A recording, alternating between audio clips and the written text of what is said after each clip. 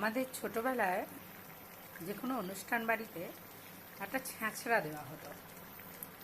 এখন তো সেটা চল উঠে গেছে।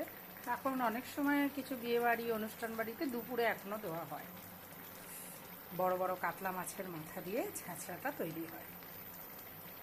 আমিও আজকে বানাচ্ছি, তবে পুঁই শাক দিয়ে নয়, পুঁই বিটুলি দিয়ে। কুমড়ো, আলু, বেগুন, শিম, পুঁই বিটুলি সুন্দর করে কেটে নিয়েছি।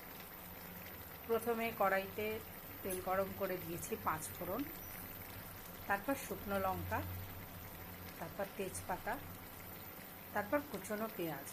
মানে প্রথম ফোড়নটা দিয়ে ভালো একটু ভাজা হয়ে গেলে কুচনো পেঁয়াজ, অল্প 2-1 মিনিট ভাজার পরে পেঁয়াজ, রসুন, আদা বাটা ভালো করে কষিয়ে হলুদ গুঁড়ো, লঙ্কা গুঁড়ো, অল্প অল্প জল দিয়ে আরেকটু কষিয়ে নিয়ে জিরের গুঁড়ো, তারপরে দিয়ে দিয়েছি সবজিগুলো।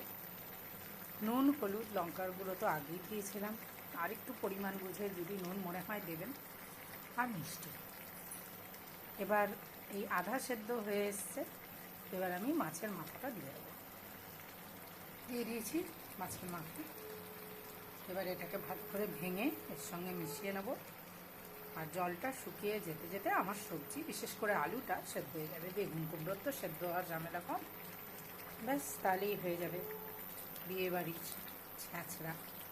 একদম এক্স্যাক্ট সেরকম খেতে হয়।